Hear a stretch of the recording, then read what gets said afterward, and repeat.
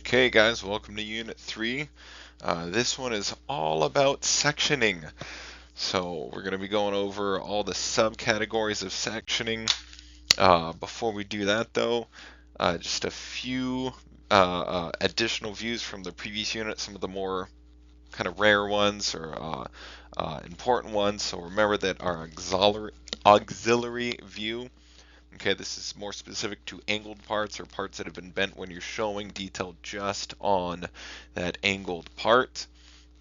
That enlarged view, remember you're always going to find like a detail elsewhere on the print that's going to show that detail. And then you have the exploded view. This is going to show you how all the parts get assembled together. And then you have that revolved view that shows detail of a skewed part. Okay, so these are usually some of the more tricky ones to remember, so don't forget. Okay, so for Unit 3, we're going to be going over common sections used with drawings and the information depicted in the section drawings. Alright, so we'll start off with an assembly section. Okay, so this is a full assembly. Okay, we've got that cutting plane line placed on the drawing at a place of interest where we want more detail. And then you would follow whatever letters referenced in that the two arrows. So it's got BB on it, so this is going to be section BB. And we can see that we're dealing with a piece of what looks like C-channel with a gusset or a flange that gets welded both sides, and that's welded to a piece of tubing or pipe. Again, is that section lines showing the detail of the solid material. Looks like we've got some sort of valve or handle or plunger at the top of this. An assembly section is just like a normal section view, but again, all the components together in a full assembly. Okay.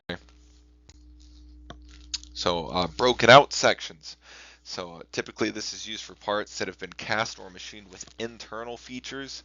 So stuff that's not going to be really visible to the eye, and hidden lines only go so far. Sometimes you want that extra detail, especially with those section lines showing, so you really get a good visual feel for how those parts are orientated, or channels or holes are going through that part. So in a basic orthographic view, right, this could be your front view or your top view, but has a portion of the surface removed. So you've just peeled back like a small corner, a small section of it. Okay, so a broken out section, rather than it being a section view separate 90 degrees off of it, you're just taking the part and just like a corner of it, a small section of it, and peeling that layer back. Right, so we can see right here we've peeled this corner out. We've got the section line denoting the thickness of the pipe, but we've got this little channel right here that comes out of this radiused section of the pipe. Okay, so we would not be able to see that, and even with a kind of the hidden line shown through, it just makes a little more sense when you kind of remove and peel back that layer to get that extra detail. Okay, so a full section. There's full sections and half sections. The confusing part is that full sections show half of the part and half sections show a quarter of the part. Okay, so a full section, the cutting plane is midpoint of the part.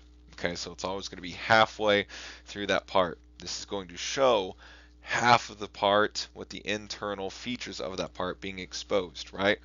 So we can see we're cutting over a circle.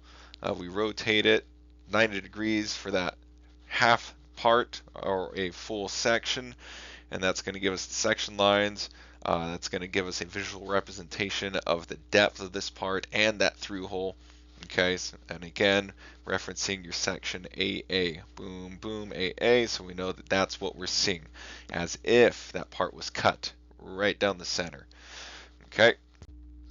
Okay, so a half section, sometimes used when the internal features or the details can be shown in less space.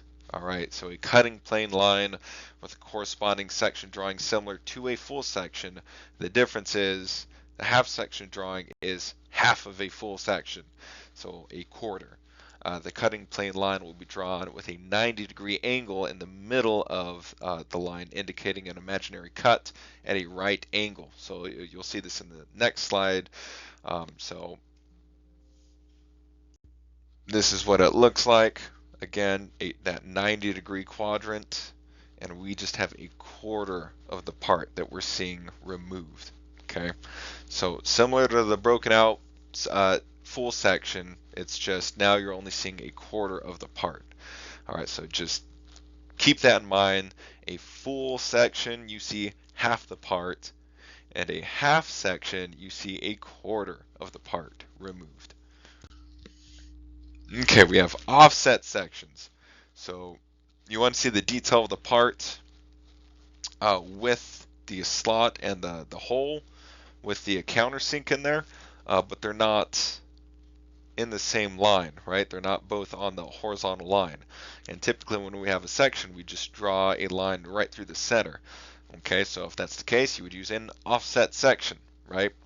Sometimes the features on a part are not aligned. Okay, so center line to center line, they wouldn't line up. So we would use an offset section. So this right here, you've got the arrow, 90-degree corner going through center, and then here's our offset, continuing center line, 90-degree corner, arrow. Okay, and then when we see that section view, it looks symmetrical. All right, but that's just letting the reader know that the detail is meant to cut halfway through both of these to get that profile. Then a removed section, so we already went over this in the last one. This is one of the more common ones that you're going to see.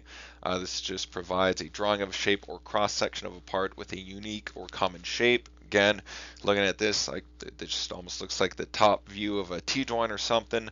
But when you do that removed section, you can see that this is in fact a square solid shaft.